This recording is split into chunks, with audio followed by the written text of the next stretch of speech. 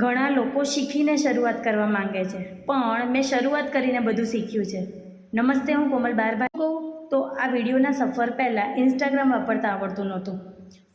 Followers કાંઈ જ ખબર નહોતી. વિડીયોમાં એડિટિંગ કરતાં આવડતું નહોતું. કેમેરા સામે બોલતા આવડતું નહોતું. વિડીયો પોસ્ટ કેવી રીતે કરું તે પણ આવડતું નહોતું. કોઈ જ જાતનું નોલેજ નહોતું. પણ એક વાત મેં સમજી, જો હું શીખવાની રાહ જોઈશ તો શરૂઆત ક્યારે કરીશ?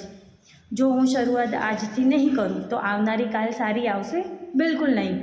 અરે, નાનું બાળક પણ શીખીને ચાલવાની શરૂઆત નથી કરતું, પણ એ તો એક પગલું ભરે છે, પડે છે, ફરીથી ઊભું થાય છે અને ધીમે ધીમે ચાલતા શીખી જાય છે. જીવનમાં પણ કંઈક આવું જ છે. આપણે બધું શીખવાની જરૂર નથી, પણ શરૂઆત કરવાની જરૂર છે.